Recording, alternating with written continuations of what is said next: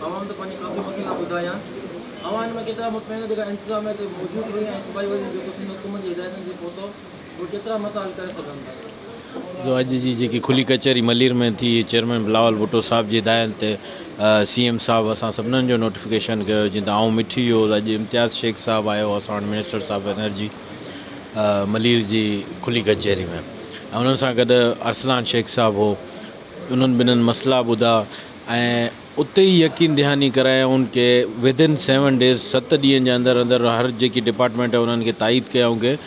7 ॾींहंनि जे अंदरि अंदरि असांखे रिपोर्ट ॾियो ऐं हिन इशूज़ खे रिज़ॉल्व करियो ऐं इंशाअल्लाह